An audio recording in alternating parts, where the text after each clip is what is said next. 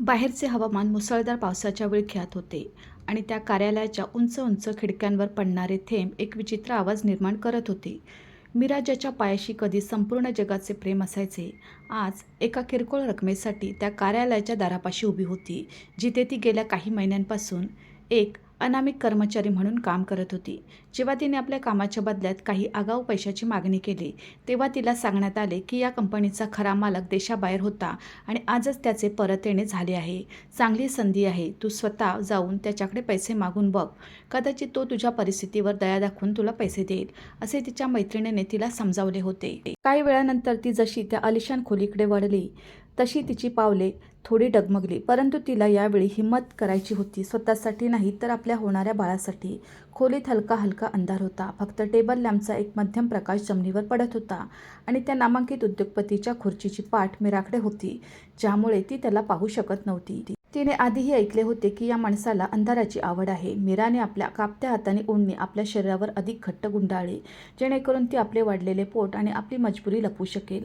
तिचा श्वास फुलत होता आणि प्रसूतीची जवळ येणारी तारीख याने तिला या प्रकारे मजबूर केले होते की ती आपल्या अहंकाराचे सर्व भ्रम तोडून येथे आली होती. तिने खूप हिंमत एकवटली आणि तुटलेल्या आवाजात म्हणाली, सर, माझी प्रसूतीची तारीख जवळ येत आहे. मला काही पैसे आगाऊ द्या.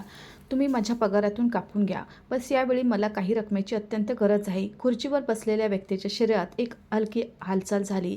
त्याने सिगारेटचा एक मोठा झुरका घेतला आणि धुराचे ढग हवेत सोडत अत्यंत सपाट आणि जड आवाजात विचारले, किती पैसे हवे आहेत तुला?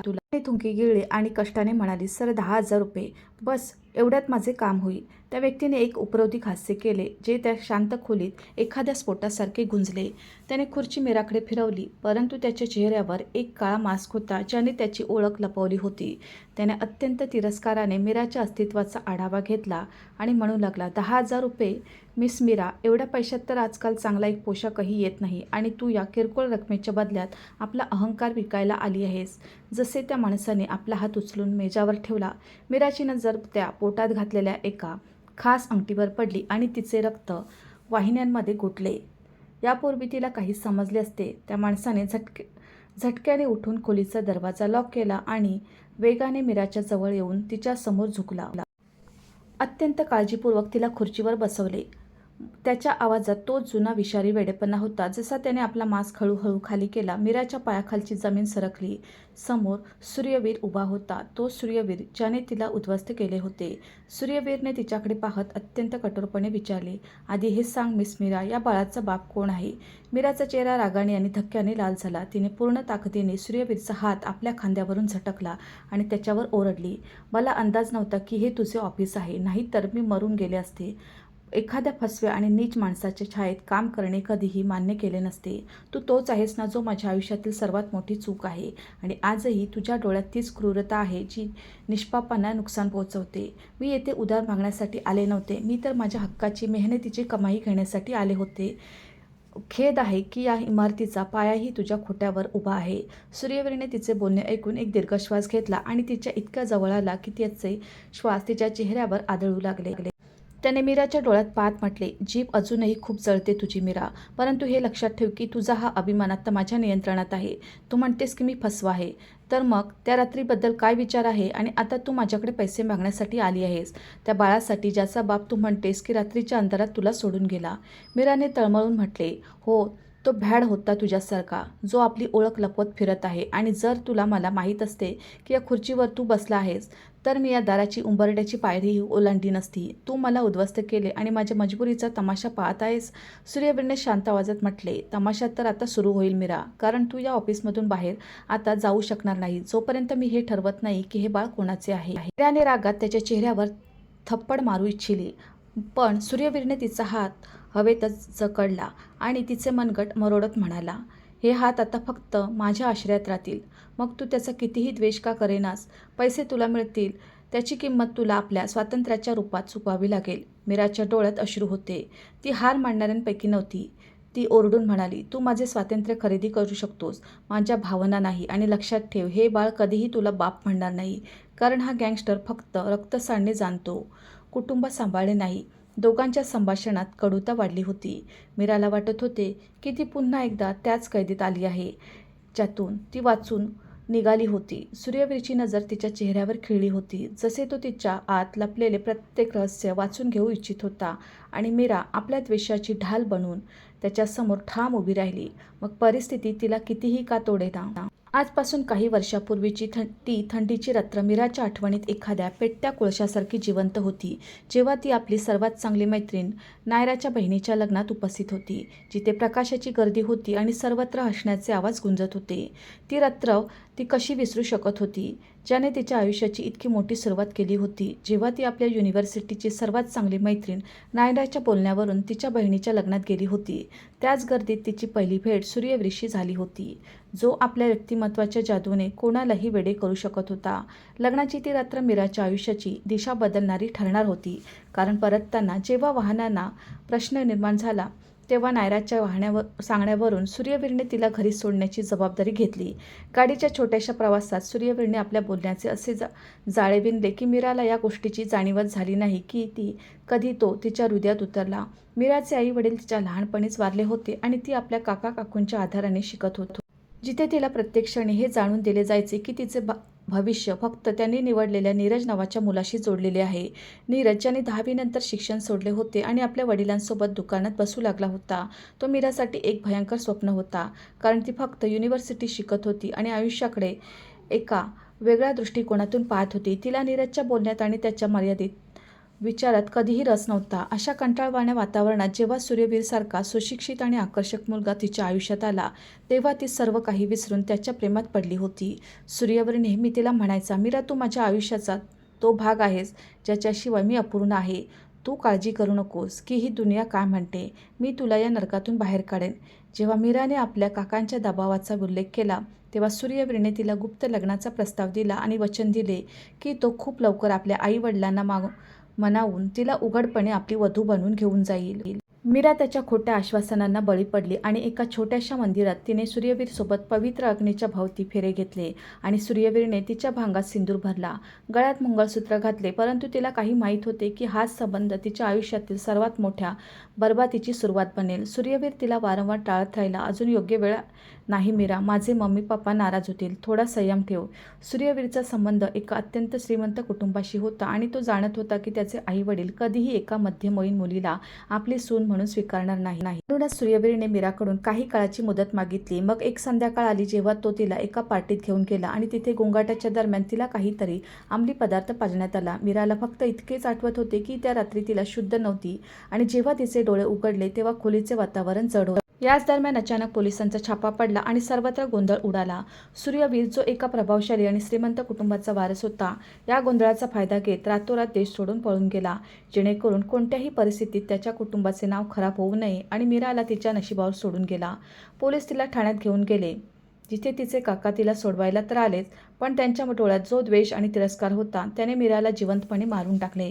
काकांनी तिला ठाण्याच्या बाहेर उभे करून स्पष्ट सांगून टाकले, आजपासून आमचे तुझ्याशी कोणतेही नाते नाही. तू आमची इज्जत धुळीस मिळवली आहेस. आता जा येथून. जिथे पाहिजे तिथे धक्के खा. आमच्या घराचे दरवाजे तुझ्यासाठी नेहमीसाठी बंद आहेत. मीरा त्या बेसहारा परिस्थितीत एका फाउंडेशनच्या छोट्याशा खोलीत राहू लागली, जिथे एकाकीपणा तिचे नशीब बनला होता. काही आठवड्यानंतर जेव्हा तिची सतत तब्येत खराब राहू लागली आणि तिने तपासण्या केल्या, तेव्हा तिच्या पायाखालची जमीन सरकली. ती त्या रात्रीची निशाणी आपल्या आत घेऊन होती. तिला विश्वास होता की सूर्यवीर परत येईल. ती रोज फोन करायची, पण नंबर बंद मिळायचा. ती दररोज दाराकडे पाहायची की कदाचित तिचे प्रेम परतेल.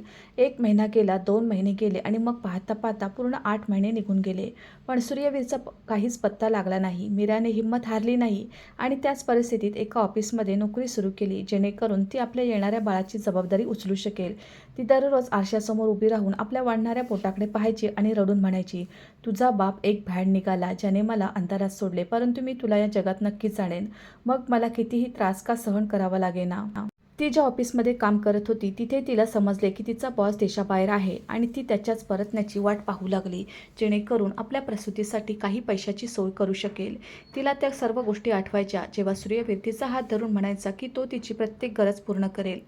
पण आज त्याच गरजा तिला एका भिकारीसारख्या त्या खुर्चीसमोर घेऊन आल्या होत्या, जिथे आज तोच माणूस बसला होता ज्याने काही वर्षापूर्वी तिला प्रेमाच्या नावावर आयुष्यभराचे दुःख दिले होते. मीराच्या मनात वारंवार हा प्रश्न निर्माण व्हायचा, काय तो खरंच तिच्यावर प्रेम करत होता की ती फक्त एक खेळणे होती ज्याच्याशी खेळून तोडून टाकले गेले. आता तिच्या आयुष्यातील सर्वात कठीण काळ सुरू होणार होता, जिथे तिला आपल्याच पतीकडे आपल्या बाळाच्या आयुष्याची भीक मागायची होती. आणि हा विचार करूनच तिचा आत्मा कापत होता की ती जेव्हा सत्य समोर येईल तेव्हा काय तो तिला स्वीकारेल की पुन्हा एकदा धक्के देऊन बाहेर काढून देईल. मीराने आपल्या चादरीला घट्ट पकडले आणि स्वतःला मानसिक रूपाने तयार केले की आता जे काही होईल ती त्याचा सामना करेल. कारण आता ती एकटी नव्हती, तर तिच्यासोबत एक लहानसा जीवही होता, ज्याचा गुन्हा फक्त इतकाच होता की त्याच्या आईवडिलांनी चुकीचा रस्ता निवडला होता. मीराच्या डोळ्यातील रागाच्या आणि धक्क्याच्या लाटा अजूनही शांत झाल्या नव्हत्या की सूर्यवीरने अचानक कप्प्यातून चावी काढली आणि तिचा हात इतक्या शक्तीने पकडला की तिच्या तोंडून विव्हळणे निघाले. मीराने तळमळून स्वतःला सोडवण्याचा प्रयत्न केला आणि ओरडली, सोड मला सूर्यवीर, तुझी हिंमत कशी झाली मला हात लावण्याची? मी तुझी कोणतीही गुलाम नाही. परंतु सूर्यवीरच्या चेहऱ्यावर एक क्रूर हास्य पसरले. त्याने तिला जवळपास ओढतच ऑफिसच्या मागील दाराच्या दिशेने नेण्यास सुरुवात केली आणि गुरगुरत म्हणाला, तू माझी गुलाम नाहीस मीरा, परंतु तू माझ्या त्या प्रश्नाचं कर्जदार नक्कीच आहेस, ज्याचे उत्तर अजूनपर्यंत तू दिले नाहीस. मीराने विरोध करत म्हटले, मी तुला कोणतेही उत्तर देणार. तू मला त्या रात्री पहाटे एकटे सोडून गेला होता जेव्हा मला तुझी सर्वात जास्त गरज होती. आता माझ्या रस्त्यातून बाजूला हो, मला जाऊ दे. पण सूर्यवीरने तिला जबरदस्तीने आपल्या काळ्या चमकदार गाडीच्या मागील सीटवर ढकलले आणि स्वतः ड्रायव्हिंग सीटवर बसून गाडीचा वेग इतका वाढवला की मीराचे डोके सीटवर आदळले. मीराने हापत म्हटले, तू मला कुठे घेऊन जात आहेस? देवासाठी थांब, माझी परिस्थिती बघ. मला रुग्णालयात जायचे आहे. पैसे द्यायचे नसतील तर देऊ नकोस, पण मला या प्रकारे त्रास देऊ नकोस सूर्यवीर. सूर्यवीरने आरशात तिच्याकडे पाहिले आणि शांत आवाजात म्हटले, रुग्णालयातही जाशील आणि पैसेही मिळतील, पण माझ्या मर्जीने. आता तू या शहरातील कोणत्याही सामान्य क्लिनिकमध्ये पाऊल ठेवणार नाहीस. गाडी शहराच्या हद्दीतून निघून एका सुनसान रस्त्यावर धावू लागली, जिथे दूरपर्यंत फक्त दाट झाडे आणि शांतता होती. मीराचे हृदय उडू लागले. ती वारंवार दरवाजा उघडण्याचा प्रयत्न करायची, पण तो लॉक होता. ती रडत म्हणाली, सूर्यवीर, तू अजूनही बदलला नाहीस. तू तोच पाषाण हृदयी माणूस आहेस, ज्याने 2 वर्षापूर्वी माझ्या आयुष्यात येऊन माझे आयुष्य उद्ध्वस्त केले होते. आत्ता काय हवे आहे? काय माझा जीव घेऊन शांतता मिळेल तुला? सूर्यवीरने एक जोरात ब्रेक लावला आणि गाडी एका भव्य रहस्यमयी वाड्यासमोर येऊन थांबली, ज्याचे जड लोखंडी दरवाजे एखाद्या कैदेखान्यासारखे वाटत होते. तो खाली उतरला आणि मीराच्या बाजूचा दरवाजा उघडला आणि कठोर अंदाजात म्हणाला, उतर खाली. मीराने नकारात मान हलवली, तर त्याने तिचा हात धरून तिला बाहेर काढले आणि वाड्याच्या आत घेऊन गेला, जिथे मोठे मोठे आरसे आणि जुन्या पद्धतीचे फर्निचर एक भीतीदायक वातावरण निर्माण करत होते. मीराने भिंतीचा सहारा घेतला आणि कापत्या आवाजात विचारले, ही जागा कोणती आहे आणि तू मला इथे का आणले आहेस? सूर्यवीरने आपला कोट काढून खुर्चीवर फेकला आणि तिच्यासमोर येऊन उभा राहिला. त्याने शांतपणे म्हटले, ही तुझी नवीन दुनिया आहे मीरा. जोपर्यंत या बाळाचा जन्म होत नाही तू इथेच राहशील. येथे तुझ्यासाठी नर्सही असेल आणि डॉक्टरही, पण तू त्या उंबरठ्याबाहेर पाऊल ठेवणार नाहीस. मीराने रागाने त्याच्याकडे पाहिले आणि म्हणाली, तू वेडा झाला आहेस सूर्यवीर. तुला काय वाटते की तू मला इथे कैद करून माझे सत्य बदलून टाकशील? मी तुला कधीही माफ करणार नाही. सूर्यवीर तिच्या अजूनही जवळ आला. तिच्या चेहऱ्याजवळ आपला चेहरा नेऊन हळूच म्हणाला, माफी तर गुन्हेगार मागतात मीरा, मी तर बस माझा हक्क घेत आहे. तू म्हणाली होतीस ना की या बाळाचा बाप रात्रीच्या अंधारात तुला सोडून गेला, तर मलाही पाहायचं आहे की तो अंधार किती गडद होता. जोपर्यंत तू त्या बापाचे नाव सांगणार नाहीस तू माझ्या कैदेत राहशील, मग तू मला कितीही फसवा का म्हणेनास. मीराने आपल्या पोटावर हात ठेवला आणि विवळत म्हणाली, तुला लाज वाटत नाही? एका गर्भवती महिलेला या प्रकारे घाबरवत आहेस. तुला जराही जाणीव नाही का की या बाळावर काय बीतत असेल? सूर्यवीरने तिच्या अश्रूंकडे दुर्लक्ष करत नोकराणीला आवाज दिला आणि हुकूम दिला, याला वरच्या खोलीत घेऊन जा आणि हो खबरदार, जर हिला कोणाशीही संपर्क करू दिला किंवा तिने पळून जाण्याचा प्रयत्न केला तर. मीराने मागे वळून त्याला शेवटच्या वेळी पाहिले आणि विचारले, सूर्यवीर, तू जिंकूनही हारशील, कारण ज्या सत्याला तू शोधत आहेस ते तुझ्या समोर उभे आहे, पण तुझ्या अहंकाराने तुझ्या डोळ्यावर पट्टी बांधली आहे. सूर्यवीरने तिच्या बोलण्याचे कोणतेही उत्तर दिले नाही आणि शांतपणे सिगारेट पेटवला. तर मीराला जबरदस्ती पायऱ्यांच्या दिशेने नेले जात होते. त्या वाड्याच्या त्या बंद खोलीत पोहोचून ती जमिनीवर कोसळली आणि विचार करू लागली की नशीब तिला कोणत्या वळणावर घेऊन आले आहे, जिथे तिचा रक्षक तिचा सर्वात मोठा शत्रू बनून समोर उभा होता. तिने खिडकीतून बाहेर पाहिले, जिथे पाऊस आता थांबला होता, पण तिच्या आयुष्यातील वादळ आता सुरू झाले होते. ती वारंवार सूर्यवीरच्या त्या गोष्टी आठवत होती ज्या त्याने 2 वर्षापूर्वी म्हटल्या होत्या आणि आजच्या या दगडी हृदयाच्या माणसात तिला तोच जुना सूर्यवीर कुठेच दिसत नव्हता. तिला भीती होती की ही कुठेही कैद तिच्या बाळाचा जीव न घेईल. पण तिच्या आतील आईने तिला हौसला दिला की याच्याशी लढावे लागेल. या माणसाच्या विरोधातही आणि आपल्या नशिबाच्या विरोधातही मीराने ठरवले होते की ती शांत राहणार नाही आणि सूर्यवीरला त्याच्या प्रत्येक गुन्ह्याचा हिशोब द्यावा लागेल. मग यासाठी तिला आपल्या शेवटच्या श्वासापर्यंत का लढावे लागेना. या काळू त्याने दोघांच्या मध्ये अशी एक भिंत उभी केली होती जी पाडणे आता कदाचित कोणाच्याही हातात नव्हते. मीराच्या किंकाळ्या खोलीच्या भिंतीवर आदळून परत येत होत्या आणि खाली हॉलमध्ये बसलेला सूर्यवीर फक्त धुराच्या कड्यामध्ये आपली अस्वस्थता लपवण्याचा अयशस्वी प्रयत्न करत होता. वाड्याची शांतता मीराच्या मनावर हावी होत होती. खोलीच्या भिंती तिला खाण्यासाठी धावत होत्या. जेव्हा दुसऱ्या दिवशी सकाळी तिने हिंमत एकवटली आणि खोलीचा दरवाजा ढकलला तेव्हा ती थक्क झाली की तिथे कोणताही पहारा नव्हता. ती दबक्या पावलांनी लाकडाच्या जुन्या पायऱ्यावरून उतरून खालील अशा एका भागात पोचली जिथे धुळीचा एक बारीक थर जमला होता आणि येथील हवेत जुन्या पुस्तकांचा आणि सुकलेल्या गुलाबांचा सुगंध मिसळला होता. तिने एक जड लाकडी कपाट उघडले तर त्याच्या आत एक मखमली डबा ठेवला होता. तो उघडताच मीराचा श्वास थांबला. त्या डब्यात त्यांच्या 2 वर्षे जुन्या कोर्ट मॅरेजचे मूळ कागदपत्र ठेवलेले होते, ज्यांना ती समजत होती की सूर्यवीरने फाडून फेकून दिले असतील. आणि सोबतच त्यांचे ते फोटोही होते जे कोणत्याही डोंगरी भागात घेतले गेले होते, जिथे सूर्यवीरच्या डोळ्यात क्रूरता नाही तर सच्चे प्रेम दिसत होते. मीराने कापत्या हाताने एक फोटो उचलला ज्याच्या मागे सूर्यवीरचे हस्ताक्षर होते. मीरा, माझे आयुष्य तुझ्या नावाने सुरू होऊन तुझ्यावरच संपते. मीराच्या डोळ्यातून गरम अश्रू निघून फोटोवर पडले आणि त्या क्षणी पाठीमागून जड पावलांचा आवाज ऐकू आला. तो सूर्यवीर होता जो आता पुन्हा त्याच कठोर आणि भयानक रूपात तिच्या समोर उभा होता. त्याने मीराच्या हातातून फोटो हिरावून घेतला आणि शांत आवाजात म्हणाला, तू येथे येण्याची हिंमत कशी केली? तुझ्यासाठी मनाई आहे. मीराने वळून त्याच्या डोळ्यात पाहिले आणि म्हटले, का सूर्यवीर, काय तुला आपल्या त्या भूतकाळाची भीती वाटते जो कधी खूप सुंदर होता? या फोटोत तू तो नाही आहेस जो आज माझ्या समोर उभा आहेस. तू तर तेव्हा प्रेमाच्या गोष्टी करायचास, पण असे काय झाले की तू गुन्हेगार बनलास आणि मला या प्रकारे रस्त्यावर भटकण्यासाठी सोडून दिले? सूर्यवीरने फोटो मुठीत आवळला आणि गरजला, गप्प बस मीरा, तुला काहीच माहीत नाही की त्या रात्रीनंतर माझ्यासोबत काय झाले. जेव्हा पोलिसांचा छापा पडला तेव्हा माझ्या वडिलांनी मला वाचवण्यासाठी देशाबाहेर तर पाठवले, परंतु माझ्या पाठीमागे माझी पूर्ण ओळख आणि इज्जत उद्ध्वस्त केली गेली. मला या अंधाऱ्या दुनियेत आपली ओळख बनवण्यासाठी उतरावे लागले, कारण तुझ्या काकांनी त्या रात्री मला तुझा सौदागर बनवून सादर केले होते. मीराने आश्चर्याने विचारले, काय अर्थ? माझ्या काकांनी काय केले होते? सूर्यवीरने कडू हास्यासह म्हटले, तुझ्या सख्या काकांनी माझ्याकडे मोठी रक्कम मागितली होती की जर मला तुला मिळवायचे असेल तर मला तुझी किंमत चुकवावी लागेल. आणि मी साफ नकार दिला की माझे प्रेम आहे ती आणि मी माझ्या प्रेमाला डागाळू शकत नाही. मी तिचा रक्षक आहे, तिचा सौदागर बनू शकत नाही. तर त्याने पोलिसांना खबर दिली की तू माझ्यासोबत आहेस आणि येथे देहविक्रीचा व्यवसाय चालत आहे. मी तुला कधीही सोडले नाही मीरा. परिस्थितीने मला अशा रस्त्यावर टाकले जिथून परतणे अशक्य होते. जेव्हा माझ्या वडिलांना सर्व समजले तेव्हा त्यांनी मला वाचवण्यासाठी बेकायदेशीर मार्गाने मला देशाबाहेर पाठवले एका मोठ्या डॉनसोबत. तिथे मी गँगस्टर बनून माझी दुनिया उभी केली, जेणेकरून त्या सर्वांकडून बदला घेऊ शकेन ज्यांनी आम्हाला वेगळे केले होते. मीरा रडत त्याच्याजवळ आली आणि त्याचा कॉलर पकडत म्हणाली, तर तू माझ्याशी संपर्क का केला नाहीस? तुला जराही विचार आला नाही का की एक एकटी मुलगी त्या नराधमाच्या मध्ये कशी जगत असेल? तू तर आपली एक वेगळी दुनिया बनवलीस, पण माझी दुनिया तर त्याच रात्री उजळली होती.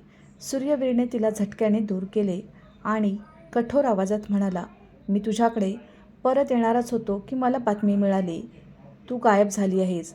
मी परत येऊ शकत नव्हतो.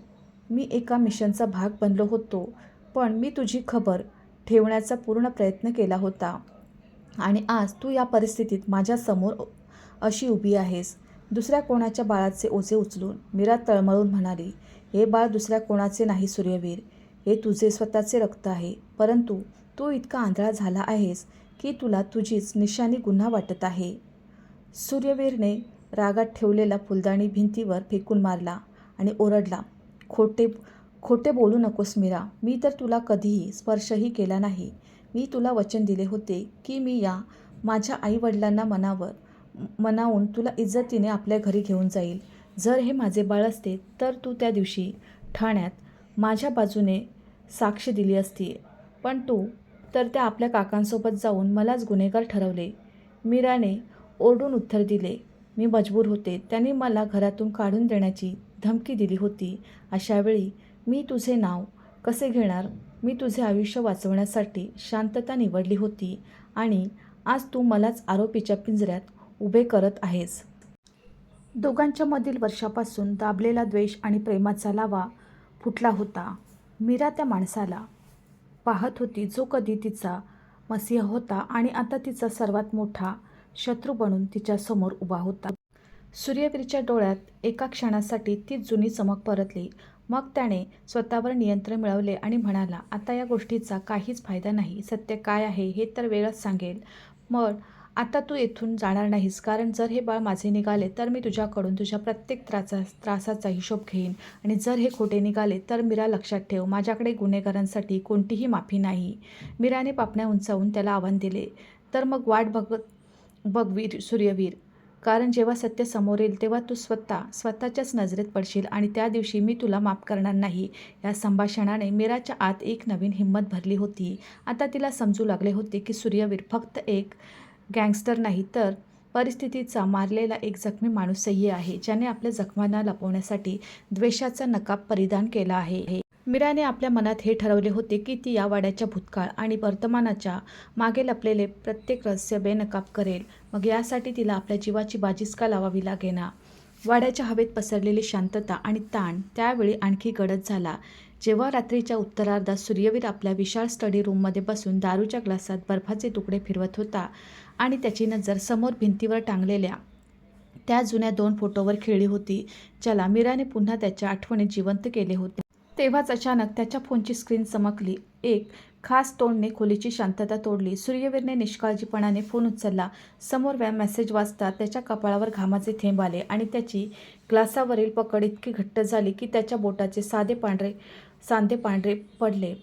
मेसेज नंतर छोटा पण विषारी होता. सूर्यवीर, ऐकले आहे, तुझे जुने प्रेम तुझ्या आश्रयाला परत आले आहे. पण लक्षात ठेव, ज्या बाळाला तू आज सांभाळत आहेस तेच तुझ्या बरबादीचे कारण बनेल. ते तुझे रक्त नाही, तर तुझ्या सर्वात मोठ्या शत्रूचे बीज आहे, जे तुझी पाळीमुळे कापण्यासाठी तुझ्या घरात पेरले गेले आहे.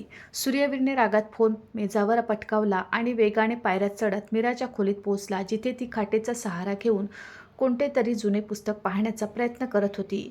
सूर्यवीरचे भयंकर डोळे पाहून मीराच्या हातातून पुस्तके पडली आणि ती घाबरून उभी राहिली. तिने घाबरत विचारले, सूर्यवीर, काय झाले? तू या प्रकारे का पाहत आहेस? कोणी काही म्हटले आहे का? सूर्यवीरने वळून तिचे दोन्ही हात पकडले आणि तिला भिंतीला टेकवत ओरडला, खरे सांग मीरा, नाहीतर मी विसरून जाईन की तू कोणत्या परिस्थितीत आहेस. त्या रात्री जेव्हा पार्टीत पोलीस आले तेव्हा माझ्या गेल्यानंतर तिथे आणखी कोणी आले होते? काय तो माझ्या शत्रूंचा कोणी माणूस होता, ज्याने तुला माझ्या विरोधात वापरले? मीराने वेदनेने डोळे बंद केले आणि विवळत म्हणाली, तू वेडा झाला आहेस. मी तुला आधीही सांगितले होते की तुझ्या गेल्यानंतर तिथे फक्त आणि फक्त एकाकीपणा होता आणि पोलिसांची जिल्लत होती. तू कोणत्या शत्रूबद्दल बोलत आहेस? सूर्यवीरने फोन तिच्यासमोर फिरवला आणि म्हणाला, बघ, याला माझे शत्रू मला लिहित आहेत की हे बाळ माझी बरबादी आहे, की हे माझे रक्तच नाही आहे. काय तू माझ्यासोबत कोणती अशी चाळ खेळलीस जी माझी पूर्ण दुनिया संपून टाकेल?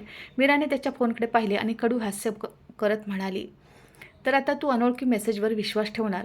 आपल्या त्याच मीरावर नाही, ज्याने तुझ्यासाठी आपले घरदार सोडले होते. सूर्यवीर, तू इतका कमजोर होशील मी कधी विचार केला नव्हता. जर तुला संशय असेल तर या क्षणी माझा गळा घोटून टाक, जेणेकरून ही कहाणी येथे संपून जाईल. मग लक्षात ठेव, तुला शत्रू नाही, तुझा स्वतःचा संशय मारून टाकेल. सूर्यवीरने तिची हनुवटी आपल्या बोटात धरून तिच्या डोळ्यात पाहत म्हटले, हा संशय नाही मीरा, हा तो डर आहे जो मला झोपू देत नाही. जर हे बाळ दुसऱ्या कोणाचे निघाले तर मी तुम्हा दोघांना या वाड्याच्या अंगणात जिवंत गाडून मारेन. मीराने झटक्याने त्याचा हात हटवला आणि म्हणाले, तर गाडून टाक, मलाही त्या निष्पापालाही, कारण तुझ्यासारख्या संशय घेणाऱ्या बापापेक्षा बरे आहे की हे बाळ जन्माला येण्यापूर्वीच मारावं. तू तर इतका भॅड आहेस की एका अनोळखी मेसेजने तुझी अक्कल हिरावून घेतली आहे. काय तुझी पुरुषार्थ फक्त एका बेबस स्त्रीवरच चालते? सूर्यवीरने रागात आपला हात हवेत उचलला, पण मीराचा चेहरा पाहून त्याचा हात तिथेच थांबला. त्याने दात ओठ खात म्हटले, तुला इथे राहण्याची किंमत चुकावी लागेल. मी या बाळाची DNA टेस्ट चाचणी करेन आणि जोपर्यंत रिपोर्ट येत नाही तू या खोलीतून बाहेर पडणार नाहीस. बाहेर पहारा आणखी कडक केला जाईल आणि जर कोणीही या वाड्याच्या दिशेने येण्याचा प्रयत्न केला तर लक्षात ठेव, मी आधी गँगस्टर आहे, माणूस नंतर. मीरा खुर्चीवर बसत बेबसीने म्हणाली, तू तर माणूस कधी होतास ना सूर्यवीर.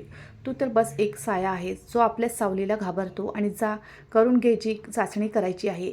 पण ज्या दिवशी तुला समजेल की तू तुझ्याच रक्तावर संशय घेतलास त्या दिवशी तू माझ्या नजरेत नेहमीसाठी पडशील. सूर्यवीरने कोणतेही उत्तर दिले नाही आणि खोलीतून बाहेर पडून दरवाजा जोरात बंद केला. बाहेर गॅलरीत उभे राहून त्याने आपल्या खास माणसाला फोन केला आणि हुकूम दिला, शहराच्या प्रत्येक कोपऱ्यात आपले लोक पसरवून द्या. मला तो मेसेज पाठवणाऱ्याचा मृत्यू हवा आहे आणि मीरावर नजर ठेवा. तिला कोणीही भेटू नये. वाड्याच्या आत एक विचित्र अस्वस्थता पसरली होती. मीरा खोलीत एकटी आपल्या नशिबावर रडत होती आणि खाली हॉलमध्ये सूर्यवीर आपल्या शत्रूंच्या त्या वाराने तळमळत होता. त्याला समजत नव्हते तो मीरावर विश्वास ठेवावा की त्या इशाऱ्यावर जो त्याच्या वर्षाच्या बनवलेल्या साम्राज्याला आव्हान देत होता. संशय इतका गडद होता की वाड्याचा प्रत्येक नोकर एकमेकांकडे संशयाच्या नजरेने पाहू लागला होता. मीराने खिडकीतून आकाशाकडे पाहिले जिथे काळे ढग जमा होत होते आणि तिला जाणवले की शत्रू फक्त बाहेर नाही तर सूर्यवीरच्या आत लपलेला तो संशय आहे जो त्याला उद्ध्वस्त करूनच दम देईल. तिने आपल्या पोटावर हात ठेवून हळूच म्हटले, माझ्या बाळा, तुझे स्वागत करण्यासाठी ही दुनिया खूप क्रूर आहे. पण मी तुला वाचवेन. मग मला यासाठी त्या क्रूर माणसाशीच का लढावे लागेना. मीराला येथे येऊन जवळपास 1 महिना होणार होता. तिच्या देखभालीसाठी एक दाई ठेवली गेली होती जी तिच्या तब्येतीची प्रत्येक प्रकारे काळजी घ्यायची. 2 नोकराण्याही ठेवल्या गेल्या होत्या ज्या घराची बाकी कामे सांभाळायच्या जेणेकरून मीराचा वेळ कसा तरी जावा. त्या दिवशी वाड्याचे वातावरण अचानक एका जिवंत भीतीत बदलून गेले जेव्हा मध्यरात्रीच्या वेळी मीराच्या खोलीतून एक जोरात विव्हळण्याचा आवाज आला आणि मग सर्व काही शांत झाले. सूर्यवीर जो खाली हॉलमध्ये बसून आपल्या शत्रूंच्या विरोधात योजना आखत होता अस्वस्थ होऊन उठला आणि पायऱ्या 2-2 करून चढत वर पोचला. खोलीचे दृश्य पाहून त्याचा श्वास थांबला. मीरा जमिनीवर बेहोश पडली होती आणि तिचा चेहरा पांढरा पडला होता. सूर्यवीरने तिला आपल्या बाहूत उचलले आणि खाटेवर झोपून पुकारू लागला, मीरा, डोळे उघड, तू मला असे घाबरवू शकत नाही. त्याने लगेच डॉक्टरला फोन केला आणि रागात आपल्या नोकरावर ओरडू लागला, सर्व कुठे मरून गेले होते तुम्ही लोक. कोणाला खबर नाही की हिची तब्येत इतकी बिघडली आहे. डॉक्टर येईपर्यंत सूर्यवीर स्वतः मीराचे हातपाय चोळत राहिला आणि तिच्या चेहऱ्यावर पाण्याचे हबके मारत राहिला. जेव्हा मीराने डोळे उघडले तेव्हा त्यात सूर्यवीरसाठी कोणतीही ओळख किंवा नरमाई नव्हती. बस एक शांत गोठलेली खामोशी होती जी कोणत्याही वादळापेक्षा जास्त भयंकर होती. सूर्यवीरने हळूच तिचा हात धरला आणि विचारले, मीरा, आता कशी आहेस तू? तुला काय झाले होते? डॉक्टर म्हणत आहे की तू खूप जास्त ताण घेत आहेस. बघ, मी तुझ्यासाठी सर्वात चांगल्या नर्सची सोय केली आहे. तू बस आराम कर. मीराने काही न बोलता आपला हात त्याच्या हातातून सोडवून घेतला जसे तिला एखाद्या विषारी सापाने स्पर्श केला असावा आणि आपली नजर भिंतीकडे वळवली. तिची खामोशी सूर्यवीरला 1000 शब्दांपेक्षा जास्त टोचली. तो तळमळून म्हणाला, माझ्याशी बोल मीरा. तू या प्रकारे गप्प राहून मला वेडे करून टाकशील. तू माझा द्वेष का करतेस? काय माझा गुन्हा इतका मोठा आहे की तू माझ्याकडे पाहणेही मान्य करत नाहीस? काय त्या रात्रीचा अंधार माझ्यापेक्षा जास्त शक्तिशाली होता ज्याने तुझ्या हृदयात माझ्यासाठी कोणतीही जागा ठेवली नाही? पण मीरा तरीही गप्प राहिली. तिची शांतता त्याच्यामध्ये एक गहरी दरी बनली होती जी पार करण्यात अशक्य होते. सूर्यवीरचा वेडेपणा आता त्याला पागल करू लागला होता. तो खोलीत इकडे तिकडे चकरा मारत म्हणाला, मीरा, मी जाणू इच्छितो की तो कोण होता ज्याने तुला ही जखम दिली. काय तो माझा कोणी शत्रू होता की एखादा असा माणूस ज्याला तू आवडायची? जर तू गप्प राहशील तर मी हे समजण्यास मजबूर होईन की तू मला मुद्दाम तडफडवत आहेस. मीराने पहिल्यांदा आपले सुकलेले डोळे त्याच्याकडे उचलले आणि अत्यंत कडू आवाजात म्हटले, जखम देणारा विचारत आहे की जखम कोणी दिली? सूर्यवीर, काय तुला आठवत नाही की त्या रात्री तू किती दारू पिली होतीस? कोणत्या प्रकारे माझ्या ज्यूसमध्ये झोपेचे औषध मिसळले गेले होते आणि तू मला कोणाच्या रहमेकर्मावर सोडून दिले होतेस? तो अंधार कोणताही माणूस नव्हता. तो तुझा अहंकार होता जो मला आपली मालकी समजून बसला होता आणि जराशी आज आली तू मला एकटे सोडून पळून गेलास. आता त्या बापाचे नाव विचारून काय तू आपल्या अहंकाराला शांतता देऊ इच्छितोस की या निष्पापावर आपला राग काढू इच्छितोस? सूर्यवीर तळमळून तिच्याजवळ बसला आणि म्हणाला, मी तुला वाचवण्यासाठी गेलो होतो मीरा. मला सांगितले गेले होते की जर मी देशाबाहेर गेलो नाही तर ते लोक तुला मारून टाकतील. मीराने उपरोधिक हसत म्हटले, खोटे बोलणे कोणी तुझ्याकडून शिकावे सूर्यवीर. तू आपली इज्जत वाचवलीस, माझी नाही. आणि आत्ता जी तू माझी देखभाल करत आहेस ना, हे प्रेम नाही आहे, हा तुझा वेडेपणा आहे जो हे जाणू इच्छितो की तुझ्या दुनियेचा वारस कोण बनेल. तू फक्त त्या बाळासाठी परेशान आहेस, माझ्यासाठी नाही. सूर्यवीरने बेबसीने आपल्या केसातून हात फिरवला आणि हळूच म्हणाला, तू चुकीचे समजत आहेस मीरा. मी आजही तुला तीच मीरा पाहू इच्छितो जी माझ्या एका आवाजावर हसून द्यायची. पण तुझा हा द्वेष मला एक नराधम बनवत आहे. मीराने शांतपणे म्हटले, तर बन नराधम. तू तर आधीच एक गँगस्टर आहेस. तुझे हात आधीच रक्ताने माखलेले आहेत. माझे अश्रू तुला काय बदलणार? आता जा इथून. मला तुझ्या कोणत्याही सहानुभूतीची गरज नाही. सूर्यवीर खोलीतून बाहेर पडला, पण त्याच्या आत आग जळत होती. तो पायऱ्यावर बसला, डोके धरून विचार करू लागला. तो कोणता क्षण होता जेव्हा सर्व काही विखुरले गेले. त्याला वारंवार तो मेसेज आठवत होता आणि मीराची रहस्यमयी खामोशी त्याला विश्वास देत होती की काहीतरी खूप मोठे रहस्य आहे जे त्याच्यापासून लपवले जात आहे. त्याने आपल्या गार्डला बोलावून हुकूम दिला, त्या रात्रीच्या प्रत्येक साक्षीदाराला शोधून काढा. मग तो जमिनीच्या खालीच का लपून बसलेला असेना. मला जाणायचे आहे की मीरा त्या रात्री कोणासोबत होती आणि तो कोणता अंधार होता ज्याने तिला माझ्यापासून हिरावून घेतले. वाड्याच्या भिंती मीराची खामोशी आणि सूर्यवीरच्या अस्वस्थतेच्या साक्षीदार बनत होत्या. मीरा खाटेवर झोपून खिडकीतून चंद्राला पाहत होती आणि तिच्या मनात फक्त एकच गोष्ट फिरत होती. सत्य सांगण्याची वेळ अजून आली नाही, कारण ती पाहू इच्छित होती सूर्यवीरचा वेडेपणा त्याला कोणत्या थराला घेऊन जाईल. तिला माहीत होते जर तिने आज सर्व काही सांगून दिले तर कदाचित सूर्यवीर तिला माफ करेल, पण ती इतक्या सहजतेने त्याला शांतता देऊ इच्छित नव्हती. मग ती त्याच्याकडून माफी नाही तर त्याच्या पश्चातापाच्या आगीत जळताना पाहू इच्छित होती. दोघांमधील मानसिक युद्ध आता अशा एका वळणावर पोहोचले होते जिथून परतणे अशक्य होते आणि वाड्याच्या सन्नाटा कोणत्या तरी मोठ्या वादळाची चाहूल देत होता. रात्रीचा उत्तरार्ध होता आणि आकाशातून बसणाऱ्या मुसळधार पावसाच्या दरम्यान अचानक गोळ्यांच्या आवाजाने वाड्याच्या शांततेला चिरून टाकले. मीराजी वेदनेच्या तीव्रतेने चादरीला मुठीत दाबून विवळत होती. स्फोटाच्या आवाजाने दचकून उठली. बाहेर गाठच्या किंकाळ्याने पळण्याचे आवाज गुंजत होते. सूर्यवीर जो तिच्या खोलीच्या बाहेरच पहारा देत होता, पांगोळसारखा आत घुसला, हातात पिस्तूल, डोळे रक्तासारखे लाल. त्याने मीराला सहारा देऊन उठवण्याचा प्रयत्न केला आणि वेगाने म्हणाला, मीरा उठ, आपल्याला निघावे लागेल. त्या लोकांनी वाड्याला चारी बाजूनी घेरले आहे. मीराने वेदनेने तळमळत त्याचा हात पकडला आणि हापत म्हणाली, नाही सूर्यवीर, माझ्यामध्ये अजिबात हिंमत नाही. माझ्या प्रसूतीची वेळ आली आहे. मी एक पाऊलही चालू शकत नाही. तू मला इथेच सोड आणि आपला जीव वाचव. सूर्यवीरने रागात हसत तिला आपल्या बाहूत भरले. तुला काय वाटते मीरा, मी तुला पुन्हा त्या नराधमाच्या स्वाधीन करेन? 8 महिन्यापूर्वी जी चूक झाली होती ती आता माझ्या मृत्यूनंतरच दोहरावीला जाईल. आता गुपचूप माझ्यासोबत चल. तो तिला सांभाळत गॅलरीत निघाला आणि सर्वत्र धूर होता आणि गोळ्या खिडक्यांच्या काचा तोडत होत्या. मीराची प्रकृती बिघडत चालली होती. ती चिखली, मला खाली उतरव, मला खूप वेदना होत आहे. सूर्यवीरने तिला दिलासा दिला, बस थोडा वेळ अजून, आपण तळघरापर्यंत, बस आता पोचणारच आहोत. तेवढ्यात एक गोळी आली आणि त्याच्या हाताला चिरत निघून गेली. रक्त त्याच्या कपड्यावर पसरली. मीरा हे पाहून चिखली, तुला गोळी लागली आहे, मला सोडून दे सूर्यवीर. पण सूर्यवीरने पर्वा न करता तिला एका गुप्त दारापर्यंत पोचवले आणि म्हणाला, माझी बरबादी तू नाही, माझा शत्रू आहे आणि आज मी त्याला दाखवेन की सूर्यवीर आपल्या गोष्टीचे रक्षण कसे करतो. त्याने मीराला तळघरात उतरवले, जिथे एक छोटी सुरक्षित खोली होती. तिथे पोचतात मीरा थंड जमिनीवर कोसळली. तिचा श्वास उखळू लागला. तिने तळमळून सूर्यवीरचा हात पकडला. जर मी नावाजले तर या बाळाची काळजी घे. हे तुझेच रक्त आहे. त्या रात्री तूच होतास माझ्याजवळ. सूर्यवीरच्या चेहऱ्यावर आश्चर्य आणि भीती एकाच वेळी आले. त्याने कपाळाचा घाम पुसला आणि गुडघ्यावर बसून तिचे हात धरले. काही होणार नाही तुला, डॉक्टर रस्त्यात आहेत, तू हिंमत हारू नकोस. तो दरवाजा बंद करून बाहेर आला आणि मोर्चा सांभाळला. बाहेरून शत्रूचा आवाज गुंजला, सूर्यवीर बाहेर ये, मीराला आमच्या स्वाधीन कर. हे बाळ आमच्या बॉसची अमानत आहे. सूर्यवीरने उत्तर दिले, हिंमत असेल तर आत येऊन घेऊन जा. आज हा वाडा तुमच्या लाशांनी भरेल. मग माझ्या पत्नी आणि बाळापर्यंत तुमची सावलीही पोचवणार नाही. आत मीरा आपल्या आयुष्यातील सर्वात मोठी लढाई लढत होती. बाहेर गोळ्यांचे आवाज तिला आपल्या श्वासाच्या तुटण्यासारखे वाटत होते. ती वारंवार सूर्यवीरला पुकारायची, मग आवाज गळ्यातच दम तोडायचा. वेदना आणि भीतीने तिचे शरीर निळे पडू लागले होते. तिने तुटलेल्या आवाजात प्रार्थना केली, हे देवा, माझ्या बाळाचे रक्षण कर आणि त्याला सत्य जाणण्याची संधी दे, जो आज आपला जीव पणाला लावून माझा रक्षक बनून उभा आहे. बाहेर गोळ्यांचा आवाज वाढत जात होता आणि सूर्यवीर एकटा डझनभर शत्रूंचा सामना करत होता.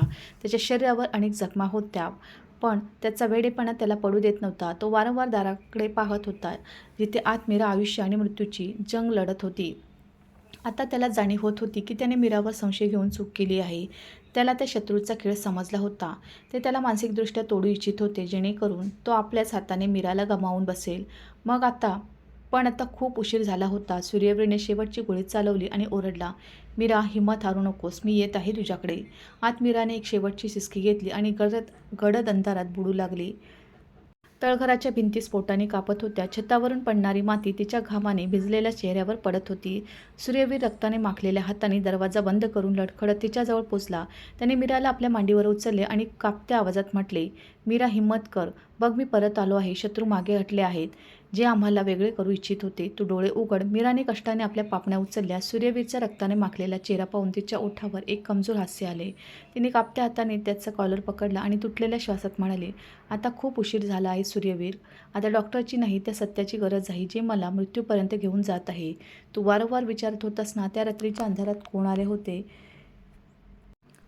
कोणी मला ही जखम दिली तर ऐक आणि आपल्या या अहंकाराला तुटताना बघ. त्या रात्री त्या खोलीत दुसरे कोणी आले नव्हते सूर्यवीर. तो तूच होतास. हो, तूच होता, ज्याने मला आपल्या प्रेमाचा विश्वास दिला होता आणि मग त्याच रात्री मला नशा देऊन एका खेळण्यासारखा माझा वापर केलास तू." मीराचे हे शब्द सूर्यवीरवर वीज बनून पडले. त्याचा रंग उडाला आणि त्याचे हात मीराच्या खांद्यावर कापू लागले. तो हसून म्हणाला, "हे हे तू काय म्हणत आहेस मीरा? मी मी तुला कोणतीही नशा दिली नव्हती." मीराने वेदनेने विव्हळत त्याच्या डोळ्यात पाहिले आणि म्हणाली, "ही तुझ्या मित्रांची प्लॅनिंग होती सूर्यवीर. नायराने मला सत्य सांगितले होते. ही त्यांची एक नीच थट्टा होती, ज्याने आपले आयुष्य उद्ध्वस्त केले आणि त्याच गोष्टीने माझ्या काकांना संधी दिली की ते आम्हाला उद्ध्वस्त करू शकतील." सूर्यवीर वाईट प्रकारे हादरला. "मला आठवत नाही की मी तिथे कसा आलो होतो." मीराने तुटलेल्या श्वासात म्हटले, "तू परत आला नव्हतास. तुला उचलून नेले गेले होते. त्याच मित्रांनी ज्यांना तू आपला हितचिंतक समजत होतास. तुला नशेच्या परिस्थितीत पुन्हा त्याच खोलीत पाठवले गेले, जेणेकरून ते तुझे व्हिडिओ बनवून तुझ्या वडिलांना ब्लॅकमेल करू शकतील. तू होशात नव्हतास सूर्यवीर. तू मला ओळखलेही नाहीस." मी ओरडत राहिले, तुला पुकारत राहिले, "सूर्यवीर, मी आहे तुझी मीरा, तुझी पत्नी." पण तू त्यावेळी एक नराधम बनला होता. तुझे होश तुझ्या नियंत्रणात नव्हते आणि त्या रात्री तू माझ्या आत्म्याला छिन्न-विछिन्न केले. नंतर तू देश सोडून निघून गेलास आणि मला या बदनामीसाठी पोलिसांच्या स्वाधीन केले." सूर्यवीरचे डोके फिरले. तो लडखडून जमिनीवर बसला. त्याच्या डोळ्यातून अश्रू वाहू लागले आणि तो तुटलेल्या आवाजात म्हणाला, "ओ गॉड, हे मी काय केले? मी माझ्याच प्रेमाचा कातील बनलो. मीरा, मी तर समजत राहिलो की शत्रूने तुझ्यावर जोम केला. मी तर त्याच संशयात दिवसरात्र जळत राहिलो." मीराने वेदनेने आपले डोळे बंद केले आणि हळूच म्हणाली, "तुझा हाच संशय तुझी सर्वात मोठी शिक्षा आहे सूर्यवीर. तू माझ्यावर विश्वास ठेवण्याऐवजी दुनियेच्या गोष्टींवर विश्वास ठेवलास. तू समजलास की मीरा इतकी पडू शकते की दुसऱ्या कोणाच्या बाळाला तुझ्या नावाशी जोडून देईल. हे बाळ जे माझ्या आत तळमळत आहे, ते त्याच रात्रीची निशाणी आहे, जेव्हा तू आपले होश गमावून माझ्या प्रेमाला चिरडत होतास. मी येथे यासाठी आले नव्हते की मला तुझ्या पैशांची गरज होती.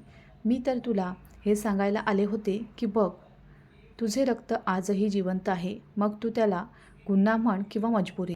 सूर्यवीरने पांगोळेसारखे आपले डोके भिंतीवर आदळले आणि रडत म्हणाला, "मला माफ कर मीरा. मी आंधळा होतो. मी आपली सल्तनत बनवली, पण आपल्या दुनियेला गमावून बसलो. मी या बाळाचा गुन्हेगार आहे. मी तुझा मुजरीम आहे."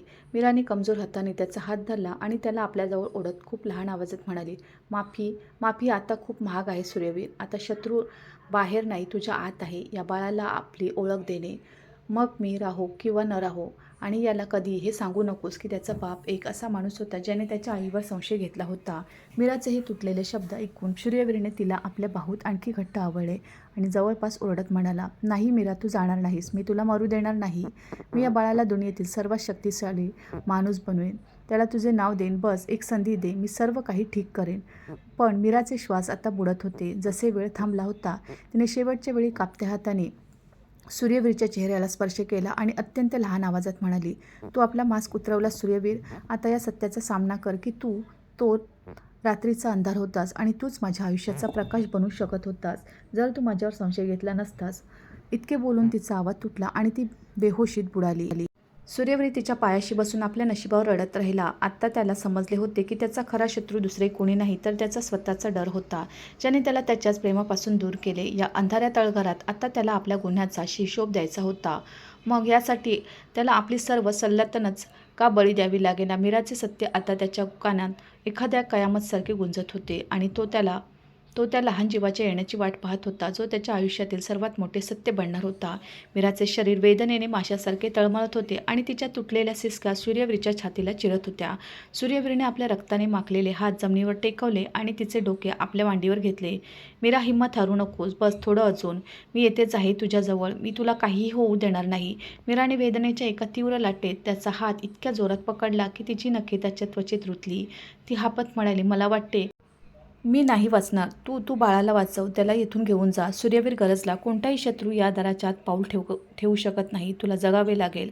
माझ्यासाठी नाही तर या बाळासाठी. तेवढ्यात बाहेर एक जोरदार स्फोट झाला की वाड्याच्या पायाही हादरला आणि त्या क्षणी मीराच्या गळ्यातून एक शेवटची चीख निघाली. अचानक त्या दमगोट तळघरात एक अत्यंत निष्पाप लहानशा रडण्याचा आवाज गुंजला, ज्याने मृत्यूच्या सन्नाट्याला एका क्षणात मोडून टाकला. सूर्यवीरचे पूर्ण अस्तित्व थांबले. त्याचे डोळे छोट्याशा जीवनाकडे टिकले, जे अंधाराच्या मध्ये एक नवीन सुरुवात बनून आले होते. त्याच्या कानात गुंजणारा तो लहानसा आवाज कोणत्या तरी आसमानी चमत्कारापेक्षा कमी वाटत नव्हता. मीरा बेदम होऊन मागे पडली आणि तिचे डोळे अर्धवट उघडे राहिले. सूर्यवीरने कापत्या हाताने छोट्याशा बाळाला उचलले. निष्पापतेचे असे रूप त्याने एका क्षणात त्याच्या आतील वादळाला शांत केले. जसे त्याने पहिल्यांदा आपल्या बाळाला छातीशी लावले, त्याच्या आतील गँगस्टर जसे विखरून संपून गेला. त्याला जाणीव झाली की ज्या शत्रूला तो बाहेर शोधत होता, तो तर त्याच्या स्वतःच्या पश्चातापाच्या रूपात त्याच्या आतच लपून बसला होता. त्याने बाळाला छातीशी लावून रडत म्हटले, "हा तर अगदी माझ्यासारखा आहे मीरा. बघ याचे डोळे, याचे कपाळ. हा माझाच अक्स आहे.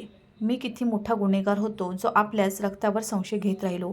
किती भ्याड होतो मी, ज्याने इतरांच्या बोलण्यात येऊन आपलीच दुनिया जाळून टाकली." मीराने कष्टाने आपला हात उचलला, जसे त्या लहान जीवाला स्पर्श करू इच्छित असावे. सूर्यवीर लगेच झुकला आणि बाळाला तिच्या जवळ घेऊन आला. मीराने हापत म्हटले, "सूर्यवीर बघ, हा तुझा वारस आहे. याला ते बनवू नकोस जो तू बनलास.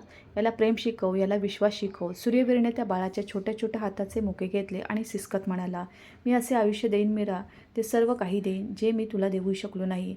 आज मी या गँगस्टरला येथे गाडून टाकतो आणि जो संशयाच्या आधाराने जगत होता. आता मी फक्त या बाळाचा बाप आहे आणि तुझा पती." बाहेर गोळ्यांचे आवाज आता थांबले होते. त्याच्या वफादारांनी शत्रूंचा अंत केला होता. पण सूर्यवीर आता त्या दुनियेशी कोणताही संबंध ठेवत नव्हता. त्याची दुनिया तर या अंधाऱ्या तळघरात बसली होती.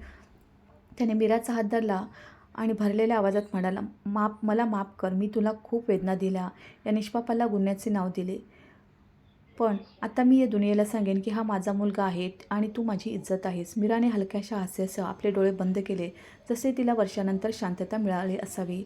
सूर्यवीरने बाळाला पुन्हा तिच्या छातीवर ठेवले आणि स्वतः तिच्या पायाजवळ बसला. आज त्याला समजले होते की खरी ताकद गोळ्यांमध्ये नसते, तर पश्चातापात असते, जो माणसाला पुन्हा माणूस बनवून देतो. तो लहानसा जीव जो आत्ता या जगात आला होता, आपल्यासोबत एक अशी शांतता घेऊन आला होता, ज्याने एका जुनुनी माणसाला झुकवले होते. त्याने आपल्या बापाच्या आतील वादळाला थांबवले होते आणि एका गुन्हेगाराला पुन्हा रक्षक बनवले होते. ही कहाणी आत्ता पश्चातापाच्या पुढे जाऊन एका नवीन उमेदीकडे जात होती, जिथे ना कोणताही नकाब होता, ना कोणतेही खोटे. बस एक बाप, त्याचे डोळे आणि ती आई, ज्याने आपल्या संस्काराने एका दगडाला वितळवले होते.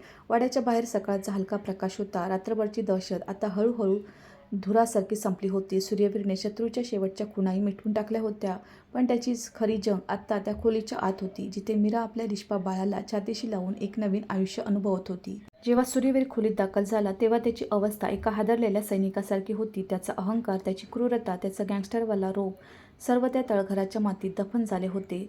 तो हळूच मीराच्या जवळ आला आणि काही न बोलता तिच्या पायाजवळ बसला.